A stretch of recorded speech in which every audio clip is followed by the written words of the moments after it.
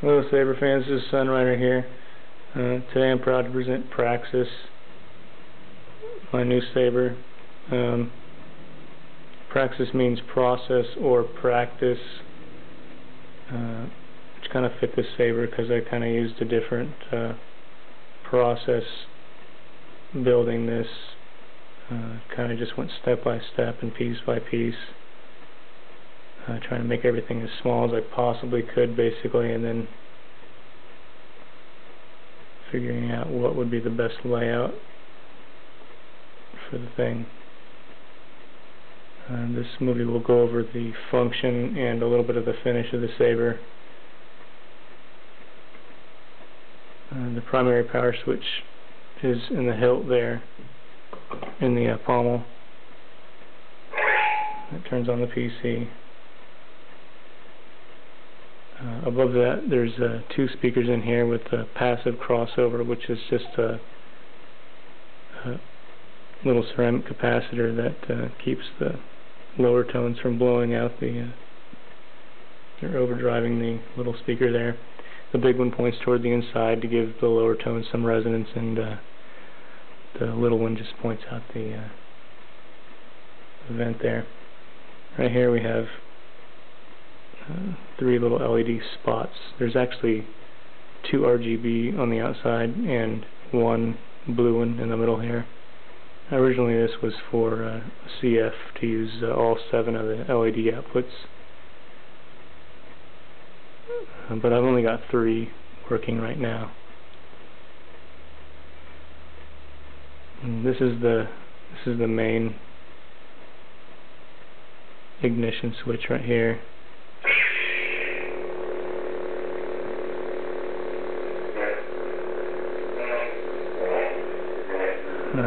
Spent a lot of time in this crystal chamber, given a lot of detail, and I wanted to be able to make a way so I can see it all the time, but also be able to protect it for normal use kind of thing, playing around with it and stuff. And so I came up with this honeycomb design, which allows you to see fairly well in there, but it's fairly solid and protects it from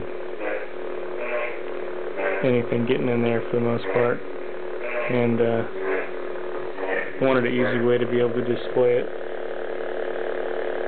pretty easily too, so I made this part of the shroud spin around, and then I can have a door where I can view the chamber pretty good. The LEDs in this saber up in the top part here are driven by the Petite Crouton main LED output, so that's what normal blade LED would be driven by. So they flicker, and they make the chamber flicker a little bit through the lens and the blue topaz right there. There's 3 crystals here. There's 2 big quartz, and then there's a blue topaz right under that lens right there. So I can give it a blue stone kind of thing. Looks kind of cool. You can't really see it now, but when it's off and light shines in there, it looks alright. And the PC has a PWM output signal that goes up to the 6-amp driver board, so it flickers the main LED here, the SSR90, so I can get effects with that kind of thing. I also put a little switch underneath here, because at 6 amps the runtime's only like low 40 minutes, 40 to 45 minutes, something like that on 6 amps. So to get better runtime, I put a switch in here to where you can run it at 3 amps half power or 6 amps full power kind of thing. And right now it's at 3 amps. If I want to bump it up to 6 amps, I can just do that and and it pumps it up to 6 amps.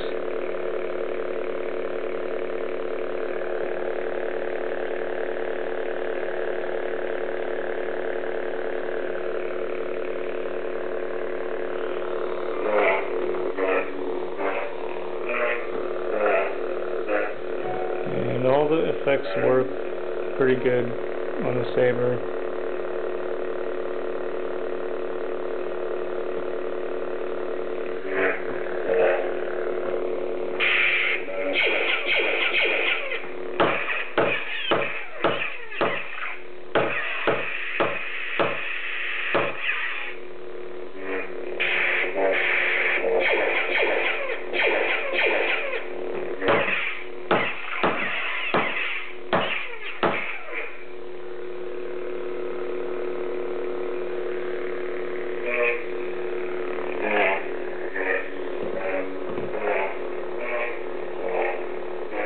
For the finish the saber, I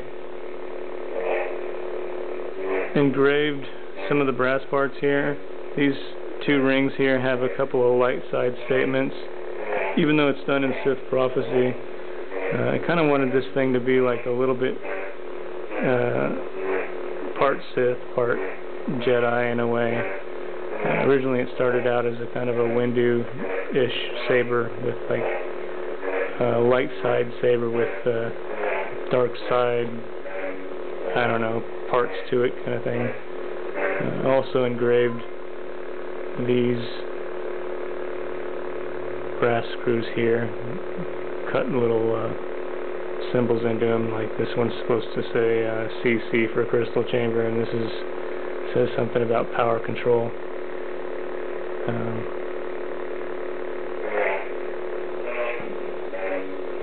Also soldered on a little tiny piece of brass here for a belt clip, so I can hang it, and it's pretty sturdy, it won't fall off or anything. And I put some gold leaf paint in the cracks here, so to give it some definition here, and right here kind of thing, like kind of like a grip. I painted the Allen studs here a dark blue kind of thing. And these 2 switches here are just they're brass bar stock, which is filed down kind of like a pyramid shape, so it can be held from the back side, and thought it would look kind of cool like that.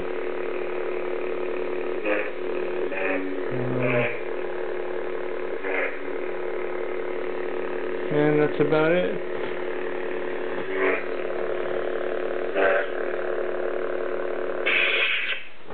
Alright, thanks for looking.